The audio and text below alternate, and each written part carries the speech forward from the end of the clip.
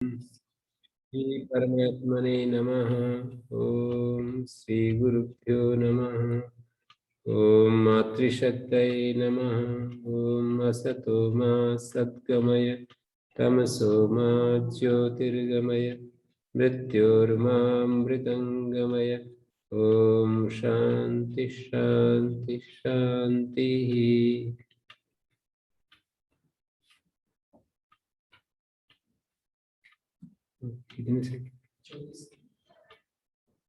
उपनिषद कक्षा 34 कठोपनिषद 24वां मंत्र। इससे पहले था नायम आत्मा प्रवचनेन लभ्य न मेधया न बहुना श्रुतेना यमेव एष वृणुते तेन लभ्य तस्यैष आत्मा विवृणते तनुं स्वम्।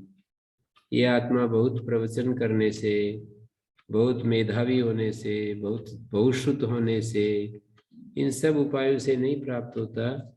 ये तो यमेव एष वृणुते तेन लभ्य, जो आत्मा जिसका वर्ण करता है, जिस साधक को ये चुनता है, उसी के द्वारा ये प्राप्त करने योग्य होता है। तस्य एषा आत्मा, उस साधक के लिए यह आत्मा अपने स्वरूप को उद्घाटित कर देता है। यमेव एष वृणुते तेन लभ्य, ये आत्मा स्वयं जिस साधक को चुनता है, जिस साधक का वर्ण करता है, तेन लभ्य, तेन लभ्य, उस साधक के द्वारा यम वृणुते तेन लभ्य,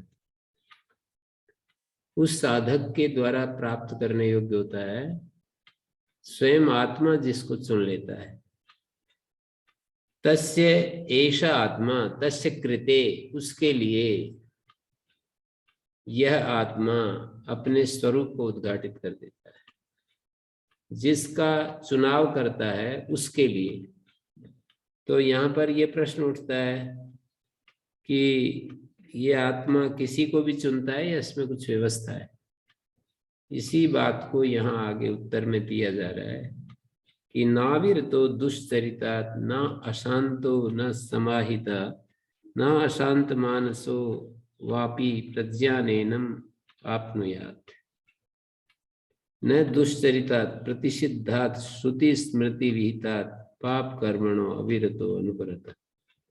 श्रुति स्मृति विहित जो पाप कर्म हैं, उनसे जब तक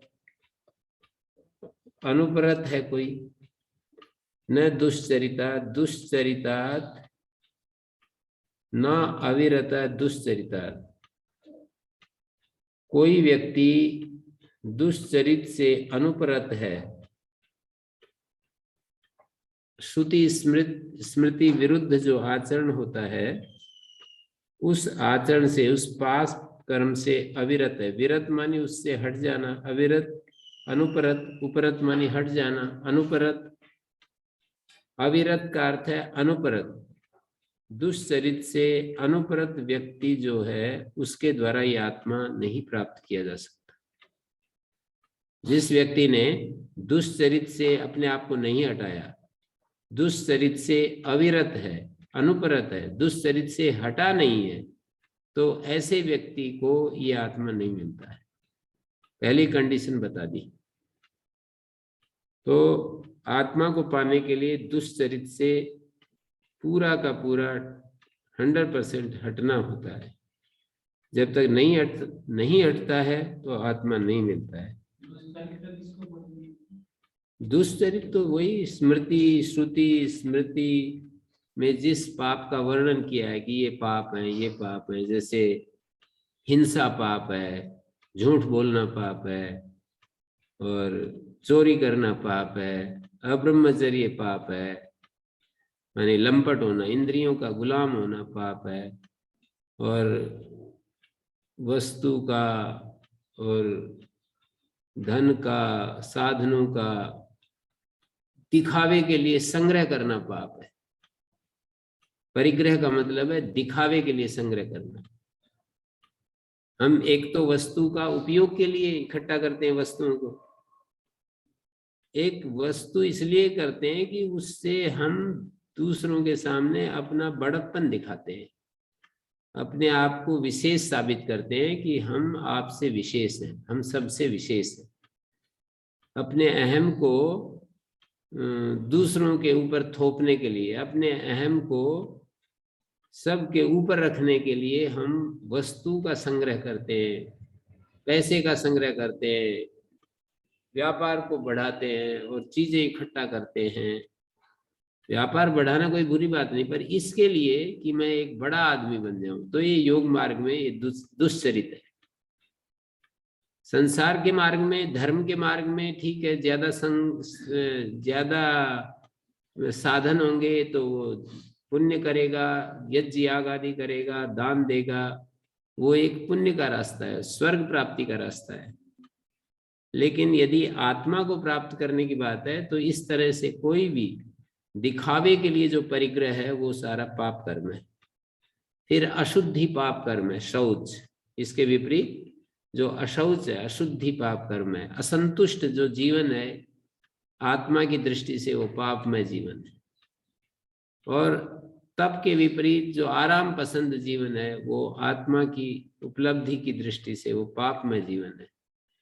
और स्वाध्याय का विपरीत, ये विपरीत मैं बोल रहा हूं, यम और नियम के विपरीत, स्वाध्याय से विपरीत जो अपनी वाणी का, अपनी वाक शक्ति का दुरुपयोग करना, गपशप लड़ाते रहना, चुगली करना, दूसरों की निंदा करना, दूसरों के दोष बताना, ये सारा एक पाप कर्म है।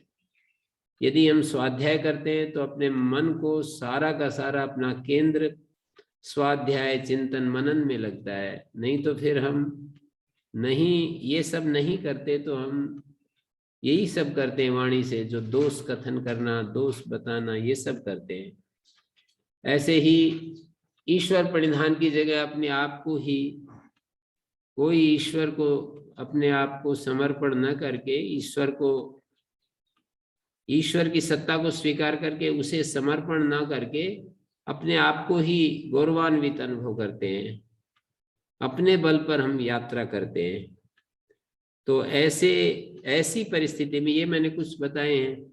धर्म के विरुद्ध आचरण करना, जैसे धैर्य धर्म है तो धृति छोड़ देना ये इस रास्ते के लिए पाप कर्म है। क्षमा एक धर्म का स्वरूप है, लेकिन क्षमा को छोड़ देना, प्रतिशोध का भाव बनाकर रखना, दूसरों को हम एकदम से किसी ने हमारी हानि की तो उसके लिए गांठ बांध लेना और उसको भी उसमें जिस तरह से हमारे साथ व्यवहार किया हम भी उसी तरह से व्यवहार करने पर उतर आते हैं और हम एक बहुत ही द्वेष की आग, ईर्ष्या की आग जल उठती है। तो ये पाप है इस रास्ते के लिए। तो धृति, क्षमा, दम, अस्तेय, शौच, इंद्रिय निग्रह, ये सब जो धर्म के स्वरूप बताए हैं उनके विपरीत जब आचरण करते हैं तो अधर्म हो जाता है। जैसे इंद्रिय निग्रह धर्म है तो इंद्रियों को खुली छोड़ देना एकदम से अधर्म हो जाता है। और बुद्धि को बढ़ाना, बुद्धि से संयुक्त रहना, अपनी बुद्धि को सही परिष्कार करना, ये तो धर्म है। लेकिन बुद्धि के बारे में कुछ नहीं सोचना, ये सब अधर्म है। दया और दान धर्म है, इसके विपरीत जो है कठोर हृदय हो जाना और स्वार्थी होकर के जीना, ये सब दुष्चरित के अंतर्गत आता है। तो इस दुष्चरित से यदि हम नहीं हटे हैं तो आत्मा नहीं मिलेगा। और न अशांतः, अशांताद अविरतः, और कोई ऐसा व्यक्ति है जो अशांत है वो भी इस आत्मा को नहीं प्राप्त करेगा। दुष्चरित से जो हटा नहीं वो नहीं मिले, आत्मा को पाएगा। अशांत व्यक्ति भी आत्मा को नहीं प्राप्त करेगा। यहाँ पर लिखा है नापि इंद्रिय लोल्यात् अशांत अनुपरत है। इंद्रियों की चंचलता से जो अनुपरत है वो भी नहीं आत्मा को पाएगा। इंद्रिय लोल्यात्, इंद्रिय चांचल्यात् अशांत, इंद्रियों की चंचलता के कारण जो अशांत हो रहा है और इंद्रिय चांचल्य से अपने आप को नहीं हटाया है, वो व्यक्ति आत्मा को नहीं पाएगा। और नापि असमाहिता अनेकाग्र मना विक्षिप्त चित्ता, जो विक्षिप्त चित्त है, असमाहित है, वो भी आत्मा को नहीं पाएगा। असमाहिता नहीं आत्मा को प्राप्त कर सकता। असमाहित का मतलब अनेकाग्र मना, जिसका मन चंचल हो रहा है, जिसका मन एकाग्र नहीं है, विक्षिप्त चित्त है। समाहित चित्तोपि सन समाधान फलार्थित्वात् नापि अशांत मानसा व्यापृत चित्ता। और समाहित चित्त हो गया तो भी समाधान फलार्थित्वात्, समाधान फलार्थी है, समाहित चित्त तो है पर समाधान फलार्थी होने से अशांत मानसा व्यापृत चित्ता, उसका मन जो है किसी न किसी व्यापार में लगा हुआ है, व्यापृत चित्त है। यहाँ पर ये शब्द है न अशांत मानसः, अशांत है मानस जिसका, ऐसा व्यक्ति, अशांत मन वाला व्यक्ति, मानी समाहित चित्त तो था पर समाधान फलार्थी होने के कारण समाधान फलार्थित्वात् क्या हुआ, नापि अशांत मानस व्यापृत चित्ता प्रज्ञानेन ब्रह्म विज्ञानेन एनम प्रकृतम आत्मानम आपनुयात्। प्रज्ञान के द्वारा, ब्रह्म विज्ञान के द्वारा इस प्रकृत आत्मा को प्राप्त नहीं कर पाएगा। यस्तु दुश्चरिताद् विरत, जो व्यक्ति दुश्चरित से हट गया है, इंद्रिय लोल्यात् समाहित चित्ता, और इंद्रिय लौल्य से जो समाहित चित्त हो गया है, समाधान फलादपि उपशांत मानस है, और समाधान का जो फल होता है, समाहित होने से जो एक फल मिलता है, उसमें भी उसका मन शांत हो गया है। आचार्यवान और प्रशस्त आचार्य के निर्देश में है, प्रज्ञानेन यथोक्तम आत्मानं प्राप्नोति, प्रज्ञान के द्वारा, ब्रह्म विज्ञान के द्वारा यथोक्त आत्मा को प्राप्त कर लेता है। यहाँ पर इंद्रिय समाधाने पुण्य लोका श्रूयते तस्मादपि समाहित चित्त, विषयों से जब इंद्रियों का समाधान होता है, इंद्रियों से, विषयों से इंद्रियां जब उपरत होती हैं तो उसको पुण्य लोक कहते हैं। पुण्य लोक से भी जिसने अपने को हटा लिया है, ऐसा व्यक्ति, समाधान का जो फल है वो पुण्य लोक की प्राप्ति। तो यहाँ पर अशांत मानसः, जिसका मन शांत हो गया है, क्योंकि उसको पुण्य लोक की भी कोई इच्छा नहीं है, स्वर्ग लोक की भी कोई इच्छा नहीं है, तो ऐसा व्यक्ति जो है आत्मा को प्राप्त कर लेता है। ये सारी कंडीशंस यहाँ पर लगा दिए हैं। ना अशांत मानसा, समाधान फल क्या होता है, समाधान फल वही पुण्य लोक।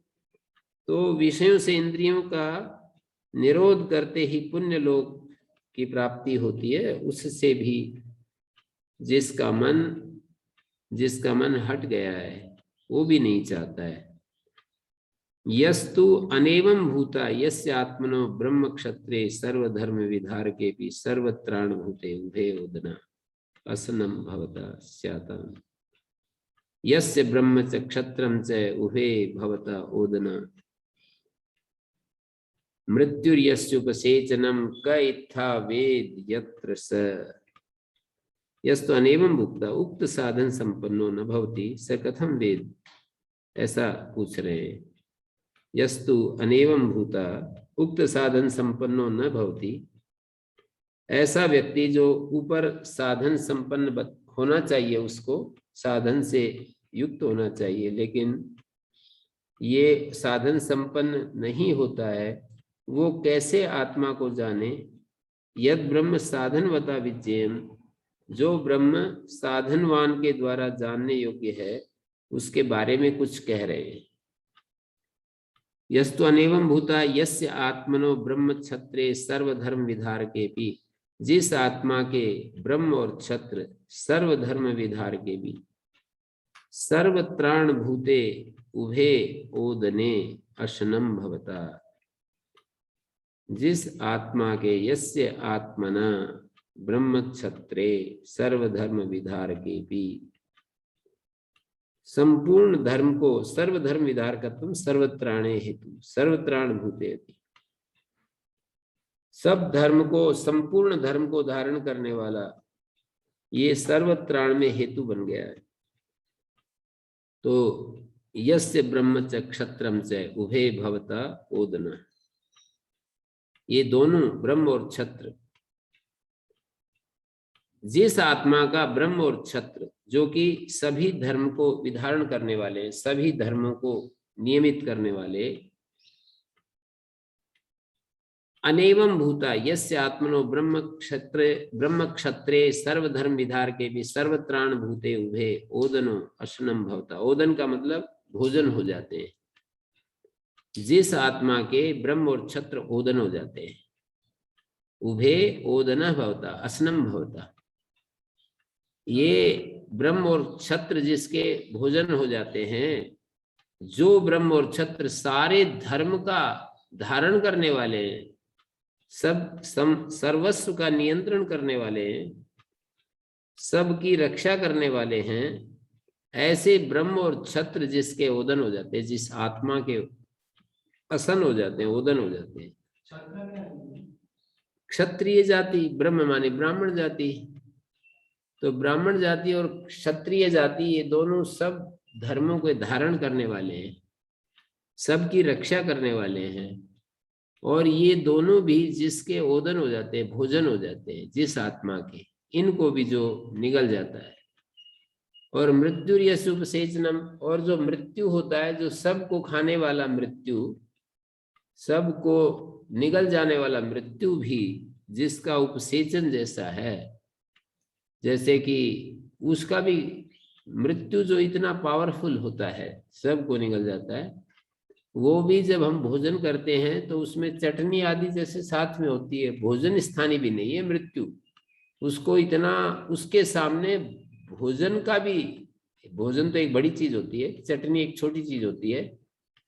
तो मृत्यु यस्य उपसेचनम, मृत्यु जिसका उपसेचन स्थानीय है, चटनी आदि के स्थान में उसका शाक स्थानीय है, असन में भी, असनत्व में भी उसका पर्याप्ति नहीं है, अन्नत्वे भी अपर्याप्त। मृत्यु को हम अन्न का भी दर्जा नहीं दे सकते उसके लिए, उसके सामने तो वो तो ये एक छोटी मोटी चटनी जैसी चीज है उसके लिए। मृत्यु यस्य उपसेचनम क इत्था वेद यत्र स्वे महिमनि स विश्वोपसंग्रहता वर्तते तथा भूतम तम को वेद।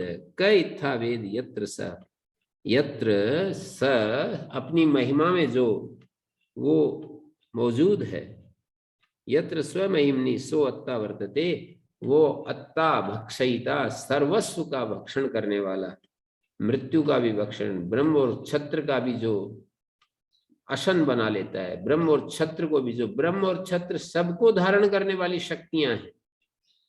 जैसे राजा जो होता है सबको धारण करता है, ब्राह्मण सबको धारण कर रहा है, दिशा देता है, सबके लिए मार्ग दिखाता है, सबको व्यवस्था देता है, ऐसा ब्रह्म और क्षत्र भी जिसका असन हो जाता है, भोजन हो जाता है, ऐसा जो आत्मा है, ऐसा जो ब्रह्म तत्व है, जो अपनी महिमा में यत्र स्वमहिमनि सो अत्ता वर्तते, वो सब सर्वभक्षक विद्यमान है। तथा भूतम को वेद, उस ऐसे उसको कौन जानता है, ऐसे उस ब्रह्म को कौन जानता है। आक्षेप में ये कह वेद, क इत्था वेद, इस प्रकार उसको ठीक ठीक कौन जानता है, अर्थात उसके जानने के लिए हम सब अपर्याप्त हैं। उस ब्रह्म को जानने के लिए हमारा ये बहुत ही हमारा अल्प सामर्थ्य है। वो तो ब्रह्म ही स्वयं हमारे को अपना स्वरूप जतलाता है तो हमको उसका ज्ञान होता है, ये कहना चाह रहे। हमारी तो क्या हिम्मत है ऐसी बड़ी शक्ति को जानने की, वही स्वयं अपना स्वरूप हमारे सामने उद्घाटित कर दे तो ही हमारा भला, हमारा कल्याण हो सकता है। और ये बात मैंने बता दी कि क्या वो किसी का भी चुनाव कर लेता है, वो स्वयं ही अपना स्वरूप हमारे सामने प्रकट करता है तो किसी के सामने कर देता है, किसी को नहीं कर देता, इसका क्या कोई व्यवस्था है? तो उत्तर दे दिया कि व्यवस्था है अपने आप को शुद्ध करना होता है, अपने आप को दुष्चरित से हटाना होता है, पाप कर्म से हटाना होता है, अपने मन को पूरा शांत करना होता है। मन में यदि कामनाएं बसी हुई हैं, फल की इच्छा बसी हुई है, तो फिर हमारा मन शांत नहीं हो सकता है और वो आत्मा हमारा वर्ण नहीं करता है। ये यहाँ पर बताया। तो ये दूसरी वल्ली पूरी होती है। किसी का कोई प्रश्न है तो पूछा जा सकता है। दूसरी वल्ली पूरी। अब दूसरा अध्याय हम शुरू करेंगे। दूसरे अध्याय में पहले और दूसरी उसी तरह से वल्लियां आगे चलेंगी। किसी का कोई प्रश्न है तो आप जी आचार्य जी प्रणाम गुरु जी। जी हाथ करना जी अच्छा मैं गुरु जी मैं शुरू करता हूँ। तो गुरु जी हम शांकर भाष्य में प्रकृति को कैसे देखते हैं? प्रकृति प्लस ब्रह्मा संसार, और मतलब प्रकृति के अंदर जो मूल प्रकृति है उसमें परमात्मा का ज्ञान समाया हुआ है, तो प्रकृति प्लस परमात्मा का ज्ञान और ब्रह्म भी सभी में है, चेतन, तो उनका संघात होके हम प्रकृति को जो ये विकृति जो संसार है उसको देखें। मतलब कई बार जो बोल देते हैं माया, तो वहाँ उसका थोड़ा सा कंफ्यूजन है गुरु जी। जिसको आप प्रकृति कहते हैं उसी को माया कह देते हैं। उसी तरह से उसके पैरेलल हम ये शब्द रख लें। बस इतना सा है कि प्रकृति ब्रह्म के अधीन है। उसका कोई स्वतंत्र अस्तित्व नहीं है। स्वतंत्र अस्तित्व का मतलब इस अर्थ में कि वो स्वयं अपना सब काम कर रही है, ब्रह्म से निरपेक्ष होकर के, आत्मा से निरपेक्ष होकर के प्रकृति सब अपना काम कर रही है, ऐसा नहीं मान रहे। मान ये रहे हैं उपनिषद कि ब्रह्म के अधीन रहती हुई ये प्रकृति में जितना भी ज्ञान, क्रिया, बल, जो भी कुछ घटित हो रहा है वो सब ब्रह्म के अधीन। ब्रह्म के अधीन का मतलब एक नियम और व्यवस्था के अधीन सब चल रहा है। तो प्रकृति को हमें अलग से समझने की जरूरत नहीं है। जिस रूप में हम समझते हैं उस प्रकृति को ये ठीक वैसे ही मान रहे हैं। ये बात जी गुरु जी। मतलब प्रकृति तो अपने आप तो जो परमात्मा का ज्ञान की उपाधि है सारी चीजों के अंदर, प्रकृति के अंदर सातु रजस्तंभ में जो परमात्मा ने अपनी शक्ति, अपने ज्ञान से जो भी शक्ति डाल के उसको कारण रूप में हम सब देख रहे हैं।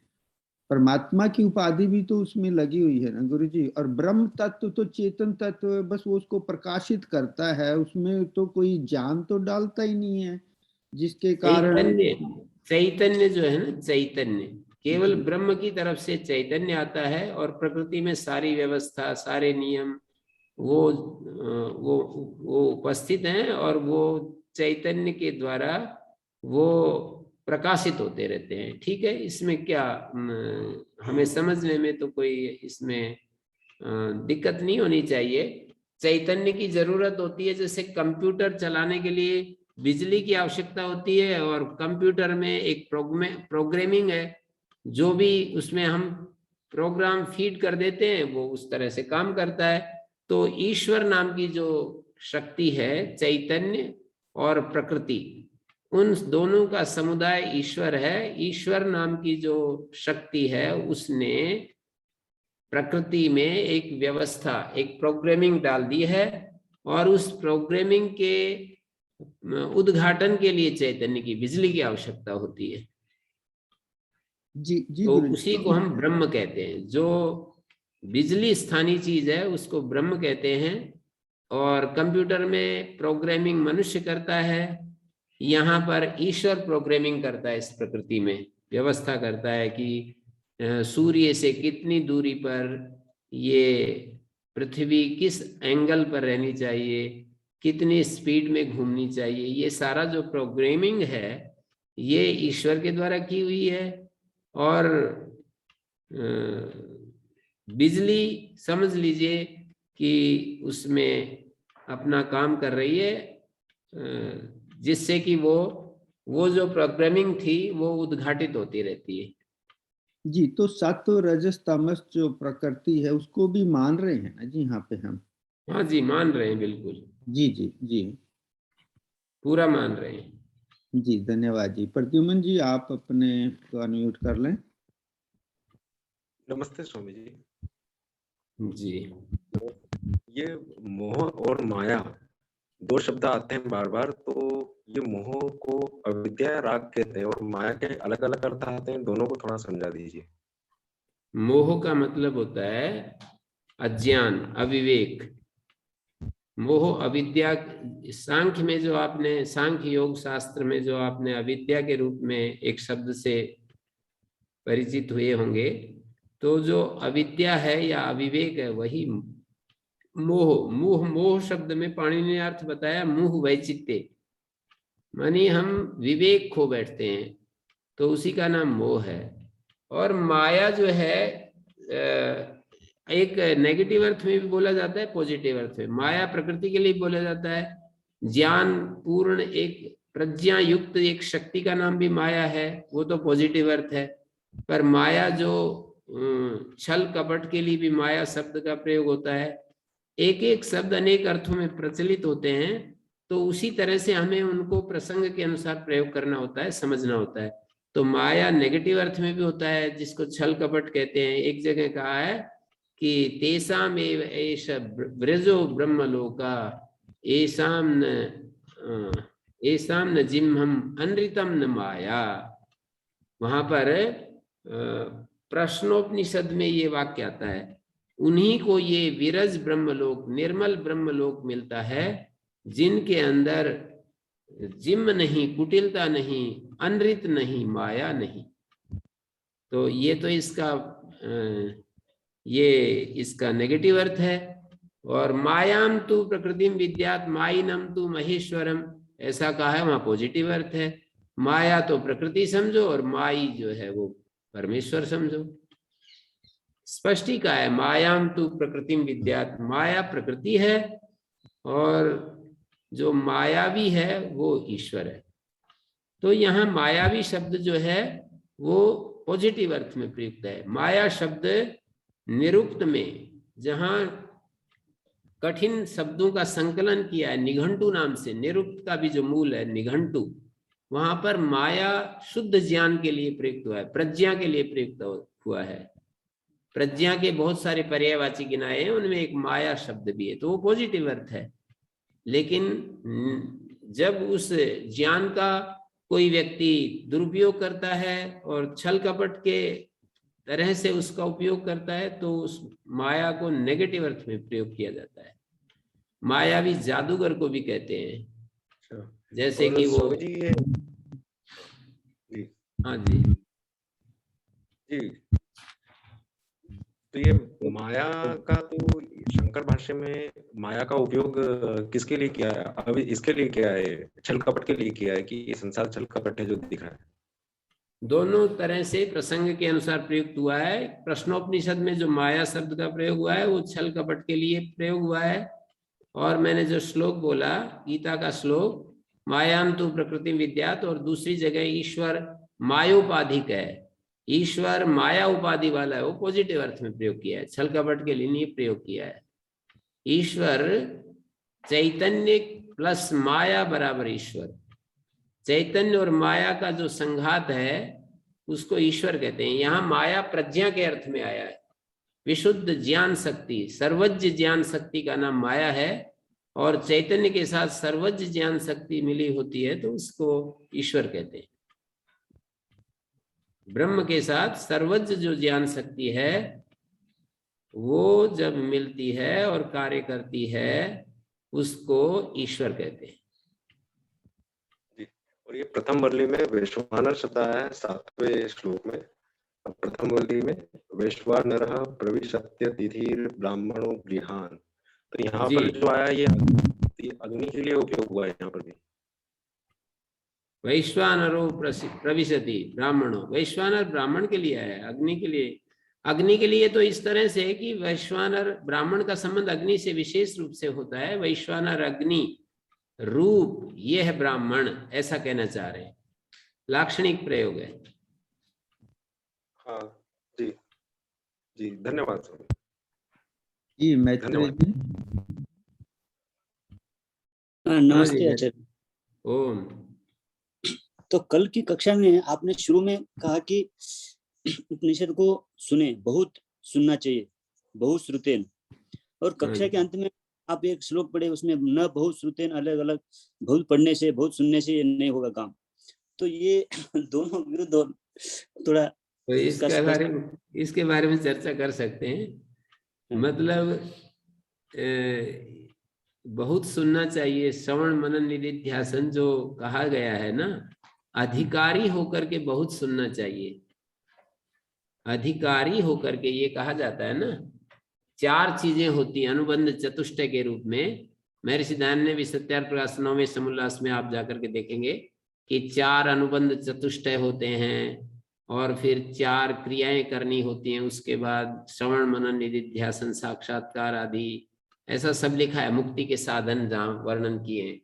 तो अधिकारी होकर के, मानी जो अनुबंध चतुष्टय उनमें एक अधिकारी शब्द आता है, उसके बाद एक विषय होता है शास्त्र का, एक प्रयोजन होता है और एक संबंध होता है। ये चारों चीजों को ठीक से समझ करके जब हम श्रवण मनन निधिध्यासन करते हैं तो बहुत सुनना चाहिए, उससे हमारे को बहुत लाभ होता है निश्चित रूप से। लेकिन यदि हम अधिकारी नहीं बने हैं और बिना अधिकारी के हम कितना भी सुनते जाएं, कितना भी हम चर्चा करें, कितना भी हम तीक्ष्ण बुद्धि वाले हों, तो इस आत्मा का बोध नहीं होगा, ये कहा जाता है। पहले अधिकारी बनना चाहिए। अधिकारी कौन होता है? तो ऐसा कहा है कि वो जिज्ञासु अधिकारी है जिसने साधन चतुष्टय को ठीक से समझ लिया है और उस पर पूर्ण विचार करके स्थिर होने के लिए पूरा अपने मन को तैयार कर लिया है।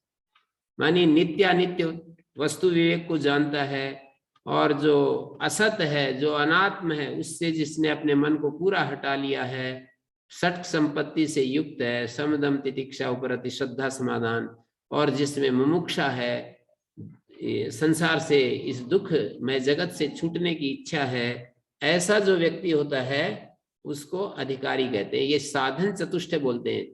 साधन चतुष्टय संपन्न जो व्यक्ति अधिकारी है और उसको संसार में बहुत ज्यादा दुख दिखाई देते हैं, दुख दर्शन, और संसार में उसको दोष दर्शन दिखाई दे रहे हैं, संसार के सुखों को ग्रहण करने में दोष दिखाई दे रहे हैं। यदि मैं संसार को सुख बुद्धि से ग्रहण करता हूं, संसार के साथ सुख बुद्धि से जुड़ता हूं, तो मेरे जीवन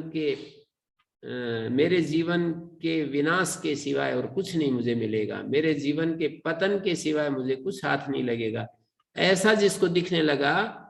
और सब जगह जिसने स्पष्टता से जो देख पा रहा है, इस समस्त सुखों के बीच सुखों के बीच में दुख के बीज को जो देख पा रहा है, तो ऐसा व्यक्ति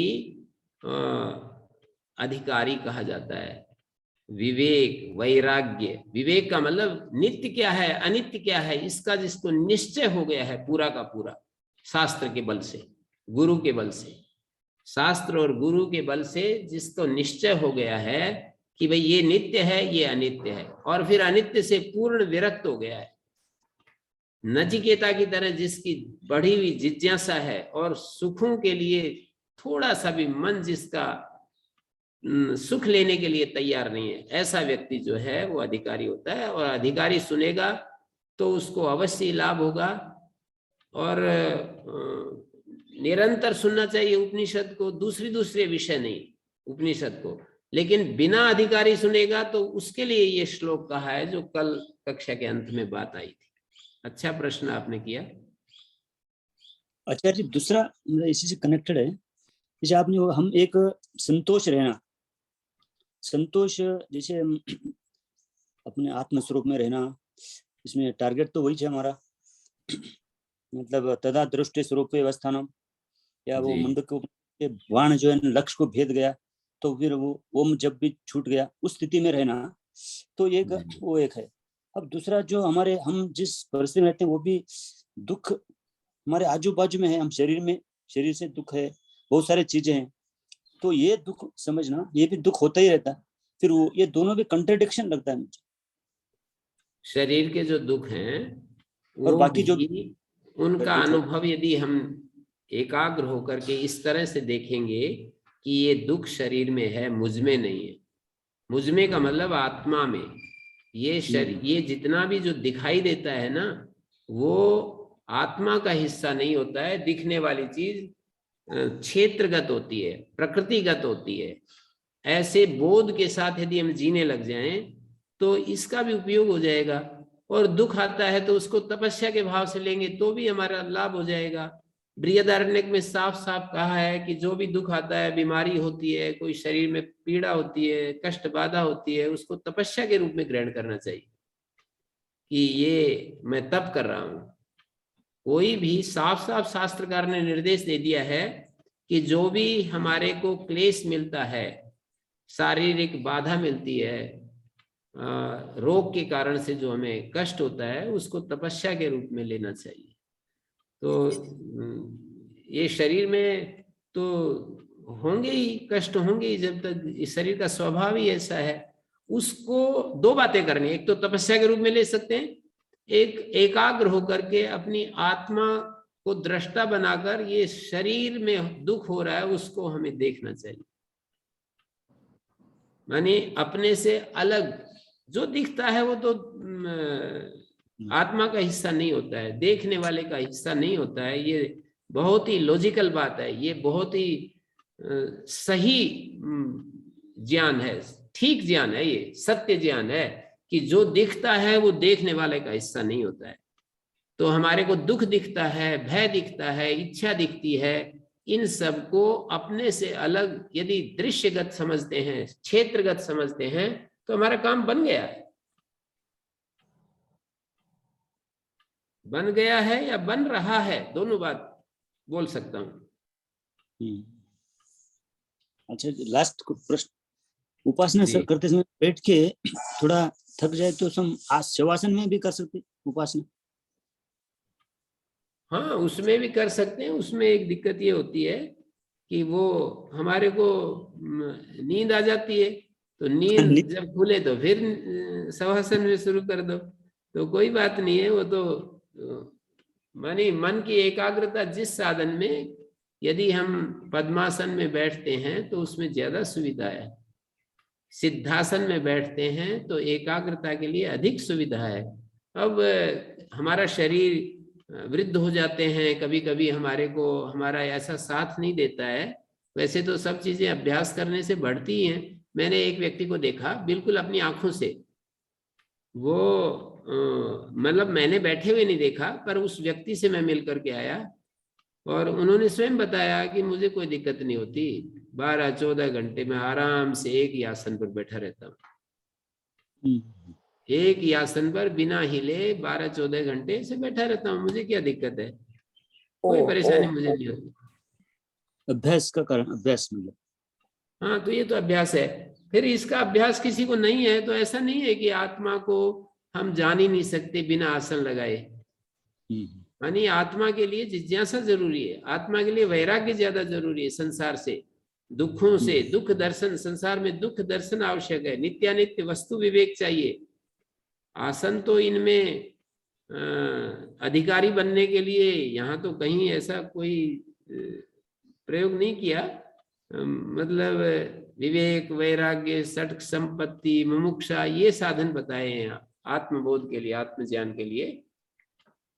हमारा निरंतर जो ये एक एक जो हमारा ये चल रहा है, ज्ञान का जो प्रवाह चल रहा है ना, इंद्रियों के माध्यम से जो ज्ञान चल रहा है, जो अनुभव चल रहा है, सुख का अनुभव, दुख का अनुभव, इच्छाओं का अनुभव, ये सब जो ज्ञान चल रहा है उसके प्रति सचेत होने की आवश्यकता है। और उसके प्रति यदि सचेत हो जाते हैं तो हमारे को बहुत रास्ता एकदम राजमार्ग जैसा दिखाई देने लगता है। तो इसको कीजिए आप। साधन मुख्य साधन होते हैं, गौण साधन होते हैं।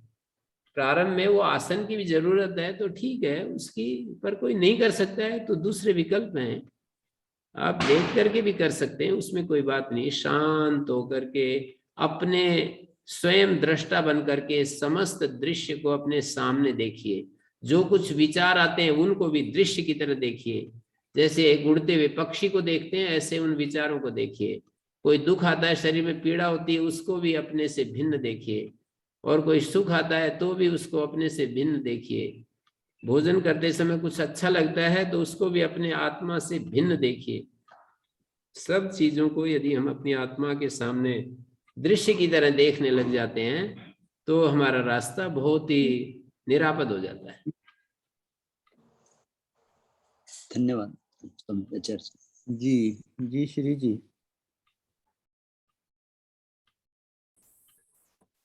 प्रणाम गुरुजी। मेरा प्रश्न कुछ ऐसे ही मिला जुला था। पिछला जो प्रसंग हुआ उसमें ये आया कि वेद के अध्ययन के द्वारा ये आत्मा प्राप्त होने योग्य नहीं है। फिर उसमें एक प्रसंग आया कि जिस पर यह अनुग्रह करता है जी। तो मेरे समझ में ये बात नहीं आई कि परमात्मा तो न्यायकारी है, तो वहां पर अनुग्रह क्या स्पेशल कुछ दिया जा रहा है किसी को और बाकियों को नहीं, क्योंकि उन्होंने सबने मेहनत की है बराबर। नहीं, ये बात तो आपका प्रश्न ठीक है, लेकिन मैंने इसका उत्तर दे दिया है। मैंने ये कहा कि इससे अगले ही मंत्र में ये कुछ बातें कह दी कि वो अनुग्रह किस पर होता है जी। ये तो 23वें मंत्र में कहा, ये आत्मा प्रवचन से नहीं मिलता, बहुत मेधावी होने से नहीं मिलता, बहुत श्रुत होने से, बहुत ज्यादा सुनने से नहीं मिलता। और अगले ही 24वें मंत्र में कह दिया कि ये आत्मा जो है ना जी। ऐसे लोगों को नहीं मिलता है जिन्होंने दुष्चरित से अपने को नहीं हटाया। ऐसे लोगों को नहीं मिलता जो अशांत हैं। ऐसे लोगों को नहीं मिलता जो असमाहित, मतलब जो एकाग्र नहीं है।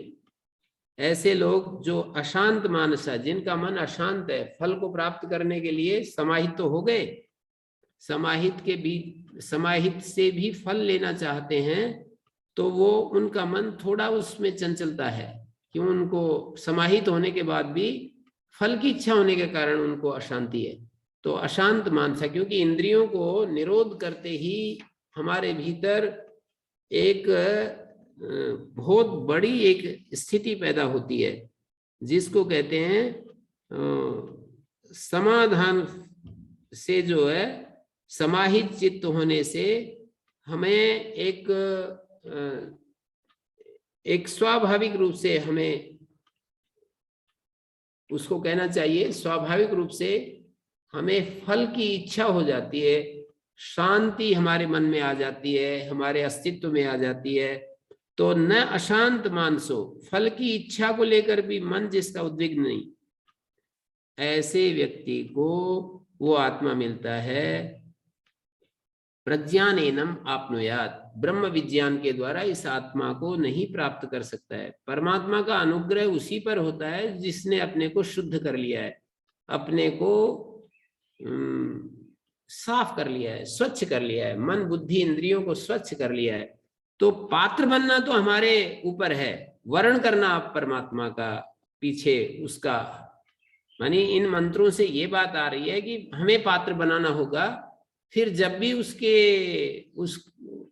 उसकी कृपा हो, हम पात्र हो जाएंगे तो हो ही जाएगी कृपा। ये भी निश्चय जो है हमें करना होगा।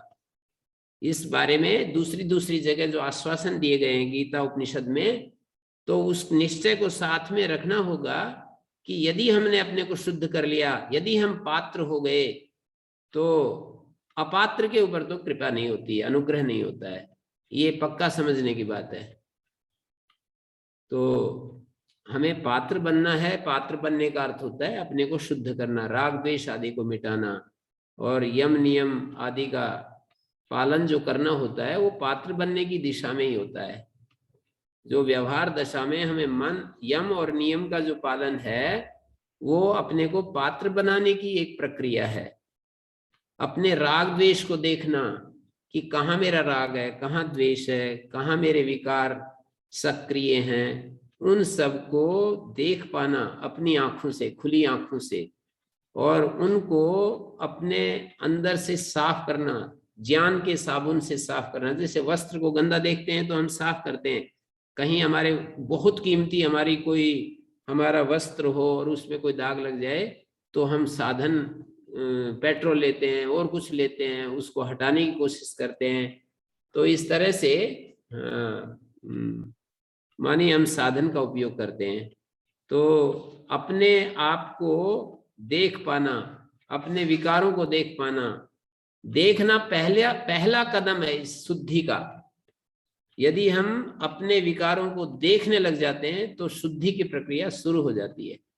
और फिर हम अपने को, कोई भी व्यक्ति अशुद्ध नहीं रखना चाहता। छोटे बच्चे थे हम तो कई बार मतलब गांव में ऐसे ही घूमते रहते थे और शौचालय एक भी नहीं होता था। मैं गांव की स्थिति, गांव की पृष्ठभूमि रख रहा हूं, एक भी शौचालय नहीं होता था गांव में। पूरे गांव में हजारों लोग होते थे, 5,000 लोग मान लिए गांव में रहते हैं और एक भी शौचालय नहीं होता है। और उस स्थिति में बाहर जाना होता है और वहां कभी कभी हमारा पैर जो है ना मल के ऊपर टिक जाता है और हम जल्दी से जल्दी उसको साफ करना चाहते हैं। कभी भी हम उस स्थिति में लिए नहीं घूम सकते हैं, हम जल्दी से जल्दी उसको साफ करना चाहते हैं। यही स्थिति अपने मन के मैल की होती है। किसी व्यक्ति के, मैंने उदाहरण दिया, किसी व्यक्ति के वस्त्र के ऊपर किसी पक्षी ने यदि बींट कर दिया, नीचे वृक्ष के नीचे बैठा हुआ था, श्वेत वस्त्र थे, उसमें बींट कर दिया और किसी ने बता दिया यदि, तो घर पास में है तो बदल करके आएगा। जल्दी से जल्दी उस बींट लगे हुए वस्त्र को भी धारण नहीं करना चाहता है। तो ये स्थिति मन की भी ऐसी है। यदि मन में कोई दोष दिखाई दिए तो हम उन दोषों को लिए घूम नहीं सकते हैं, उनको साफ करना चाहते हैं। तो पहला स्टेप है हमारे दोष हमें दिखने लगे और फिर तो साफ कर ही लेते हैं हम किसी न किसी उपाय से। यदि दिख गए तो हम उसको जब अप्रिशिएट नहीं करते, हम उसको महत्व नहीं देते और हम ये निश्चय करते हैं कि ये दोष हटना चाहिए, तो फिर हट ही जाते हैं। तो ये शुद्धि की प्रक्रिया है, हमें अपने को शुद्ध करके पात्र बनाना होता है और उसका अनुग्रह हो ही जाता है।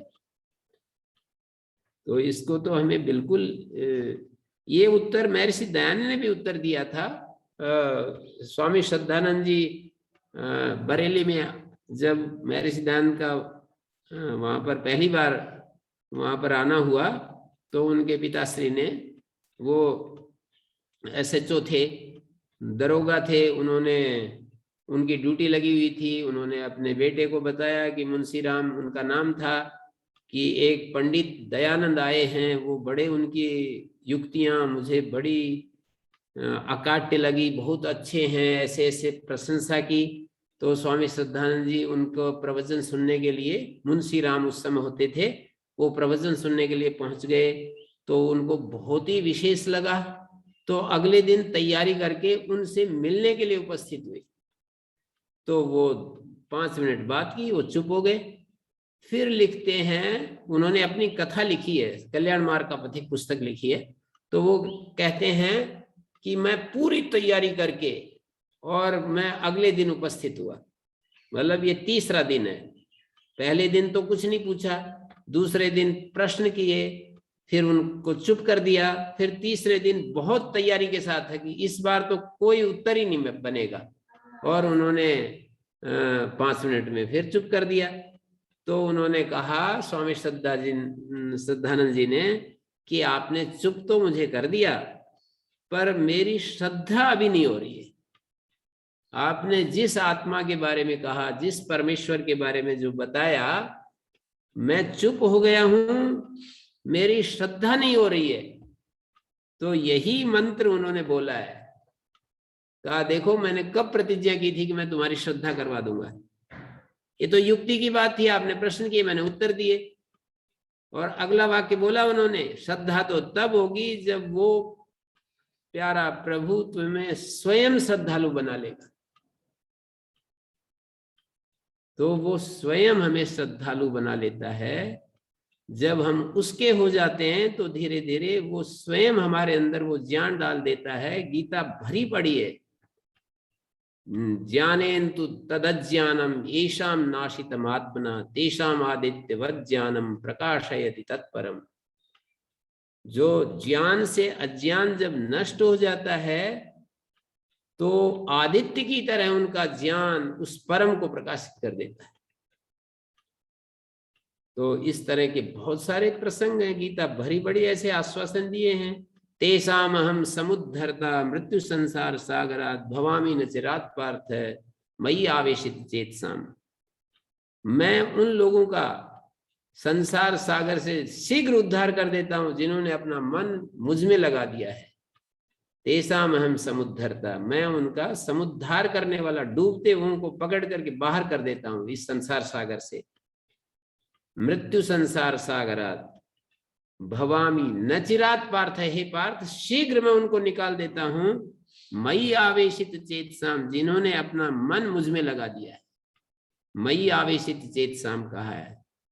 तो ऐसे ऐसे गीता तो सैकड़ों श्लोक मैंने देखे हैं जहां ऐसे आश्वासन दिए गए हैं कि परमात्मा जो है हमारे पर अनुग्रह करता है, उसके प्रति भक्ति तो हो, प्रेम तो हो। परमात्मा के प्रति भक्ति, मानव के प्रति प्रेम, प्राणियों के प्रति प्रेम, इस पूरे अस्तित्व के प्रति, प्रकृति के प्रति प्रेम तत्व को विकास कीजिए और फिर आप देखिए कि परमात्मा कृपा तो करता नहीं थी। मेरा तो प्रेम पूरा है पर परमात्मा की कृपा नहीं हो रही है। मैंने 4 शब्द बोले, अपने भीतर जिस ईश्वर का वर्णन हम सुनते हैं और जिसकी उपस्थिति हमारे हृदय में शास्त्र बताते हैं, उस परमात्मा के प्रति प्रेम, और जो मानव जिनके हम व्यवहार में आते हैं उन मानवों के प्रति प्रेम। ये नहीं कि ये अच्छा आदमी है, ये बुरा आदमी है, ऐसा नहीं, सबके प्रति प्रेम। मानव के भीतर बैठे हुए परमात्मा के प्रति प्रेम। मानव तो एक आवरण है, मानव के भीतर बैठे हुए परमात्मा के प्रेम, और प्राणियों के प्रति प्रेम, और समस्त अस्तित्व में प्रेम का विकास कीजिए। दुखी व्यक्ति कोई दिखता है तो उनमें करुणा बहाएं, कोई पुण्यात्मा नजर आए तो प्रसन्न हो जाएं। ये साधन करके देखें और फिर यदि नहीं इसका कोई परिणाम निकलता है तो फिर हमारे पास आए और आप बताएं कि जी ये सब किया मैंने, कुछ हुआ ही नहीं। हाँ जी बोलिए।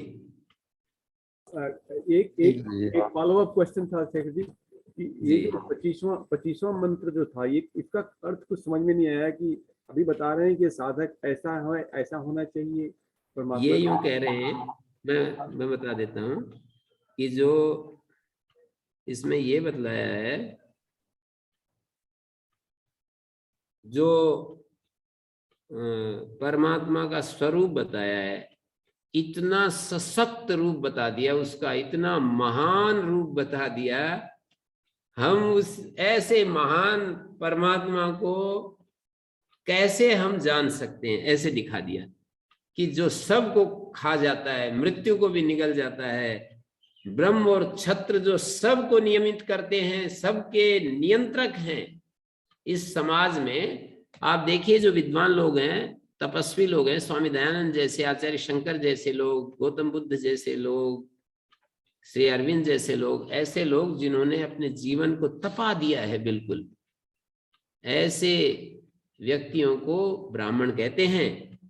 और ऐसे क्षत्रिय राजा जनक जैसे लोग, अजातशत्रु जैसे लोग जो प्राचीन काल में राजा हुए, अश्वपति नरेश ऐसे जो राजा हुए, जो ऐसे घोषणा करते थे कि मेरे राज्य में कोई न में स्तेनो जनपदे न कदरियो न मध्यपा नाना हिताग्निर ना विद्वान स्वैरी स्वैरिणी कुता, ऐसे ऐसे घोषणा करने वाले जो राजा, ऐसे तपस्वी लोग हुए हैं, श्री राम जैसे लोग, श्री कृष्ण जैसे राजा हुए, युधिष्ठिर जैसे लोग हुए, उनको भी जो खा जाता है उनका भी अत्ता बन जाता है भोजन की तरह। वे भवता ओदना, ये ब्राह्मण और क्षत्रिय जिसका ओदन बन जाते हैं, भोजन बन जाते हैं।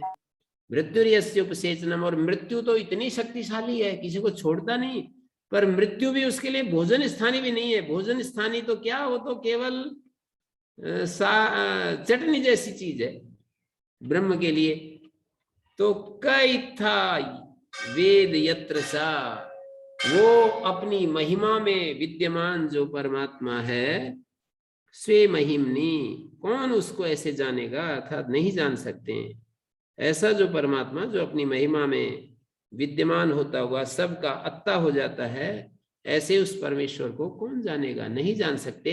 उसकी कृपा की आकांक्षा करनी चाहिए, उसको हमें पात्र बनाना चाहिए, और उसकी कृपा, उसके अनुग्रह के लिए हमें देखना चाहिए, निरंतर देखना चाहिए। हम पूर्ण रूप से अपने को शुद्ध कर लेंगे, निर्मल कर लेंगे, और प्रार्थना करते रहेंगे कि प्रार्थना भी एक कर्म है, और प्रार्थना रूपी कर्म के द्वारा हमारा शोधन होता है। ये कहते हैं ना कि प्रार्थना से क्या होगा, प्रार्थना एक कर्म है, और उस कर्म से हमारा शोधन होगा। शोधन होगा तो फिर हम वो परमात्मा हमारे सामने प्रकट हो जाएगा। कहते हैं ना कि प्रार्थना से क्या होगा जी, हमें अपने को वो करना चाहिए, अपने को सही बनाना चाहिए। सही बनाने के कई साधन है, उनमें एक प्रार्थना भी साधन है। जैसे सत्कर्म एक साधन है, दान एक साधन है, मानव प्रेम, विश्व प्रेम और भगवत प्रेम, ये सब साधन है। तो ये भी एक साधन है प्रार्थना।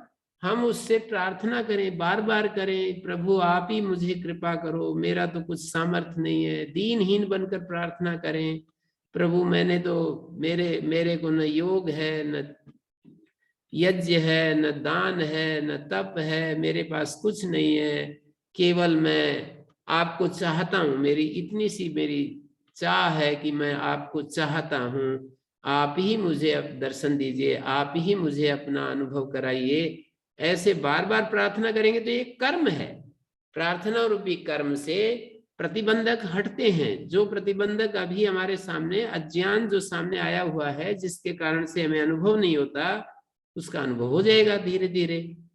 प्रार्थना अपनी सच्चाई के साथ, ईमानदारी के साथ करते रहें। प्रार्थना रूपी कर्म अज्ञान को हटाएगा। अज्ञान को हटाएगा तो भगवान का जो स्वरूप है वो हमारी बुद्धि में, हमारे भीतर, महर्षि दयानंद की भाषा में बोलूं तो हमारी आत्मा में परमात्मा का स्वरूप प्रकाशित हो जाएगा। और यदि मैं उपनिषद की भाषा में बोलूं तो हमारी बुद्धि में आत्मा का प्रकाश हो जाएगा, परमात्मा का प्रकाश हो जाएगा। हमारी बुद्धि में तो अभी विषयों का प्रकाश है, विषयों का लाभ दिखाई देता है, विषयों का सुख दिखाई देता है, वो प्रकाशित है हमारी बुद्धि में। आत्मा का प्रकाश फैल जाएगा यदि हम प्रार्थना भी करेंगे तो। ये इस मंत्र में दिया है कि भाई इतने शक्तिशाली, अपनी महिमा में जो सबका आत्ता बना हुआ है, भक्षक बना हुआ है, उसको हम कैसे जान सकते हैं? अपने सामर्थ्य के बल पर कैसे जानेंगे हम उसको? तो सामर्थ्य उसी से मांगेंगे। ये भी एक तरीका है उस तरफ बढ़ने का। उसी से सामर्थ्य मांगे कि आप ही करो कुछ, मेरा कुछ काबू नहीं चल रहा है। मैं तो सुबह से शाम तक रोजाना अनुत्तीर्ण हो जाता हूँ, रोजाना मेरा मन विचलित हो जाता है, एकाग्र नहीं रह पाता हूँ, आप ही कृपा करो। ऐसे प्रार्थना करेंगे तो इस मंत्र में उसकी बहुत बड़ी सर्वशक्तिमत्ता को प्रदर्शित किया है कि ये ब्राह्मण क्षत्रिय सामान्य जो लोग हैं, ये तो कौन बाड़ी के बथवे हैं। ऐसे ऐसे ब्राह्मण और क्षत्रियों को भी वो भोजन की तरह उनका चबेना बना लेता है। मृत्यु को वो चटनी जैसा समझता है। उसको हम कैसे समझे? कोई कई इत्था वेद यत्र स, जो अपनी वो महिमा में विराजमान है, उसको कौन जान सकता है? अर्थात नहीं जान सकते। आक्षेप में का शब्द का प्रयोग हुआ है। हम उसको कैसे जान सकते हैं? नहीं जान सकते। उसके जानने का उपाय असहाय होकर, व्याकुल होकर के उसके ही ऊपर ये उत्तरदायित्व डाल दें कि आप ही कृपा करो, मेरे बस की बात नहीं है। ऐसे अपने को असहाय, दीनहीन यदि अनुभव करें, नमो अकिंचन वित्ताय, ऐसे हमारे गुरुजी ये कहा करते थे, अकिंचन का वो धन है। अकिंचन तो बने हम, अभी तो हमारे पास कितना सामर्थ्य है, हम शास्त्रविद अपने आप को कहते हैं, बड़े लॉजिकल कहते हैं, हमने इतना पढ़ा है, हम बहुत दान दिया है, हमने बहुत सारी संस्थाएं चलाई हैं, कितने सारे लोगों को हमने राह दिखाया है, कितने सारे पद प्रतिष्ठा में कोई बड़े बड़े पद और उनको संभाला है, कितने सारे बल अपने साथ हमने जोड़े हुए हैं। अकिंचन बन करके तो दिखाएं एक बार। अकिंचन वित्ताय नमः, अकिंचन का जो धन है उसको हम प्रणाम कर, वो अकिंचन का जो वित्त है उसके लिए प्रणाम है। अकिंचन का वित्त कौन है? वो परमात्मा। अकिंचन कौन है? कुछ भी अपना करके जिसके पास नहीं है, ऐसा भाव जो में जी रहा है, जिसके पास कुछ भी अपना करके नहीं बचा, वो अकिंचन है। उसके वित्त, उसका जो वित्त है, अकिंचन का जो वित्त है, उसको हम प्रणाम करते हैं। हाँ जी जी गुरुजी। धरुण पाम जी, आप प्रश्न पूछेंगे? लास्ट है गुरुजी, अनम्यूट कर लें आप जी। आचार्य जी, मेरा ये प्रश्न है कि जो आत्मज्ञान व्यक्ति होता है, आत्मज्ञान, उसकी क्या व्याख्या होती है कि ये आत्मज्ञानी है या इसको आत्मज्ञान है? एक तो मेरा ये प्रश्न है, और दूसरा जो ब्रह्म और ईश्वर है, क्या ये दोनों एक ही हैं? बिल्कुल, दोनों एक ही हैं। महर्षि दयानंद के शब्दों में दोनों एक ही हैं। उपनिषद की भाषा में जब हम कहते हैं ब्रह्म, तो एक सर्वव्यापी अनादि अनंत व्यापक सत्ता चैतन्य रूप सुख स्वरूप सत्यम ज्ञानम अनंतम ब्रह्म आनंदम ब्रह्म। और वो ही ब्रह्म जब प्रकृति के नियमों के साथ जुड़ जाता है तो उसको ईश्वर कहते हैं। वही चैतन्य जब प्रकृतिगत समस्त नियमों के साथ जुड़ जाता है तो उसको ईश्वर कह देते हैं। तो जैसे मैं अपने वस्त्र पर, मैं पगड़ी पहनने वाला व्यक्ति और बिना पगड़ी वाला व्यक्ति, तो आप कभी संशय होता है कि ये पगड़ी वाला व्यक्ति और बिना पगड़ी वाला व्यक्ति एक ही है या ये दो हैं? आपको कभी संशय नहीं होता है कि ये पगड़ी वाला व्यक्ति और बिना पगड़ी वाला व्यक्ति एक है या दो है? उदाहरण दे रहा हूं मैं ये। तो इसी तरह से ये जो जितना प्रकृति में ज्ञान क्रिया और ये सब व्यवस्था दिखाई दे रही है, इस उपाधि से युक्त जो ब्रह्म तत्व है और इस उपाधि से रहित जो ब्रह्म तत्व है, ये दो हैं या एक हैं? उत्तर दीजिए आप। आचार्य जी, एक ही है। हाँ, तो ये एक ही है। और बस इतना ही है कि एक बार उपाधि से युक्त उसको देख रहे हैं, एक बार उपाधि से रहित देख रहे हैं, एक बार पगड़ी के सहित देख रहे हैं आप मेरे को, एक बार पगड़ी से रहित देख रहे हैं। व्यक्ति तो एक ही हुआ ना। तो ऐसे ही ब्रह्म एक ही है, उसको हम उपाधि के सहित देख रहे हैं या उपाधि से रहित देख रहे हैं। जैसे कि मांडुक्य उपनिषद में उसको उपाधि रहित रूप में 7वें मंत्र में उपाधि रहित, नान्ता प्रज्ञम न बहिष्प्रज्ञम न उभयता प्रज्ञम न प्रज्ञान घनम न प्रज्ञम न अप्रज्ञम अदृष्टम अलक्षणम अव्यवहार्यम अचिंत्यम अव्यपदेश्यम एकात्म प्रत्यसारम शिवम शांतम अद्वैतम चतुर्थम मन्यन्ते स आत्मा स विज्ञेय। निषेधवाचक शब्दों का प्रयोग कर रखा है।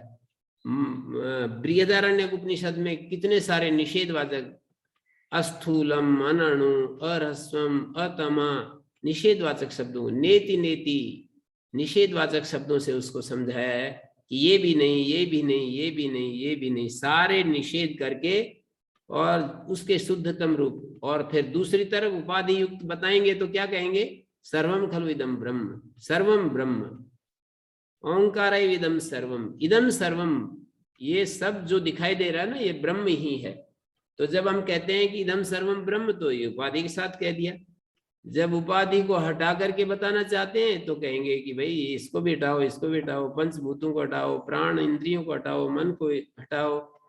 और निर्वाण षटकम नाम से 6 श्लोक है ना, इंद्रियाणी, मैं इंद्रियां भी नहीं हूं, मैं मन भी नहीं हूं, मैं बुद्धि भी नहीं हूं, मैं ये नहीं हूं, वो नहीं हूं, केवल चिदानंद शिवोहम शिवोहम, ऐसे वहां 6 श्लोक बोले जाते हैं निर्वाण षटकम के नाम से।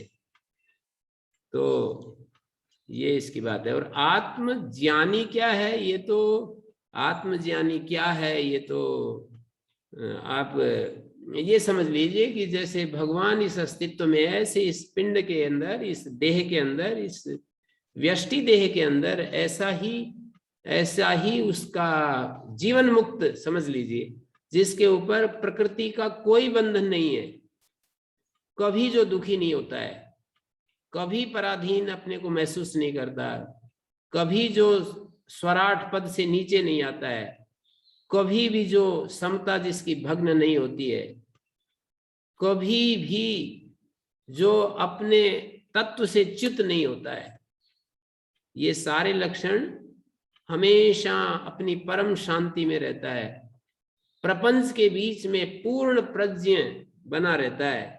मानी व्यवहार काल में भी चारों तरफ उसके विपरीत घटनाएं घटती रहती हैं, कोई आकर कुछ बोलता है, कोई कुछ बोलता है, और उन सब के बीच में उसकी सहजता समाप्त नहीं होती है। ऐसा होता है आत्मज्ञानी, पूर्ण पुरुष की तरह रहता है इस शरीर में, और सारी जिम्मेदारियों के बीच में भी कोई ऐसा, जैसे श्री कृष्ण का उदाहरण हम ले सकते हैं, श्री अरविंद का उदाहरण ले सकते हैं, महर्षि दयानंद का उदाहरण ले सकते हैं, सारे प्रपंच के बीच में।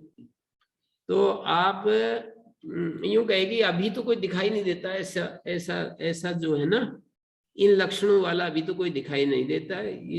आप स्वयं ही बन जाए, दिखाई ना दे तो क्या चिंता करनी, इसकी क्या चिंता करनी, कोई नहीं दिखाई देता। शास्त्र तो कह रहा है, कुछ महापुरुष ने प्रमाणित किया है, सत्यापित किया है कि ऐसी स्थिति तो प्राप्त होती है। ऐसे महान पुरुषों ने हमको बताया। श्री अरविंद तो बहुत ज्यादा दूर नहीं गए हैं, और उन्होंने ये कहा कि ये सारी चीजें, ये जो यहाँ पर कह रखी है ना आत्मज्ञानी के लिए, वो सब चीजें प्राप्त करने योग्य हैं। मतलब ये प्राप्त पोटेंशियल है मनुष्य के अंदर, पोटेंशियल है, कॉम्पिटेंट होना है। जैसे एक बीज में पोटेंशियल है, पर उचित धूप, उचित खाद, उचित मिट्टी, ये सारी चीजें यदि मिलेंगी तो वो विकसित हो जाएगा। नारियल का पेड़ मैंने यहां ला करके एक बार लगाया, काफी कोशिश की, कुछ नहीं हुआ, और वहां ऐसे ही डाल देते हैं समुद्र के किनारे पर या बेंगलोर केरल आदि में, ऐसे एक बार डाल दो बस अपने आप ही बढ़ता चला जाता है। तो ये सब चीजें पोटेंशियल की बात कह रहा हूं। पोटेंशियल तो नारियल के बीज में यहां पर भी है, पर पोटेंशियल के साथ वायुमंडल और खाद, पानी, इन सब के होने से उसमें कॉम्पिटेंट वो बनता है। तो हम आत्मा के रूप में हम पोटेंशियल हमारे भीतर है, पर कॉम्पिटेंट के लिए हमें साधना करनी होती है, तपश्चर्या करनी होती है, प्रेम करना होता है, अपने भीतर प्रेम तत्व को विकसित करना होता है, अपने मन को एकाग्र और शांत करना पड़ता है, अपने को निर्विकार और अपने पाप क्षय करने पड़ते हैं अपने जीवन में से। ये जो आज मंत्र आया था कि हमें दुष्चरित से अपने आप को हटाना पड़ता है, श्रुति स्मृति विहित ये जो अनाचार है, दुष्टाचरण है, उससे अपने आप को बचाना पड़ता है, और अपने आत्मा में ही रहने का निरंतर अभ्यास करना पड़ता है। और संसार में थोड़ा सा भी, जरा सा भी इन सुखों में सुख नहीं महसूस करना होता, बल्कि सुखों में भी दुख का ही दर्शन करना होता है। तो ये सब करेंगे तो साधन हो जाएगा, साधन हो जाएगा तो हम कॉम्पिटेंट हो जाएंगे, ये मेरा कहना है। आत्मा जो है सहज है, सत है, चित है, आनंद है, जिसमें थोड़ा सा भी दुख नहीं है, थोड़ा सा भी अज्ञान नहीं है, मानी अपने को भूलता नहीं है। चित्त का मतलब होता है कभी भी उसका तादात्म्य किसी चीज के साथ नहीं, असंग है वो, निर्लेप है, निरंजन है वो, ऐसा है वो आत्म तत्व। ठीक है, स्पष्ट हुआ आपको? जी आचार्य जी, स्पष्ट हो गया, धन्यवाद।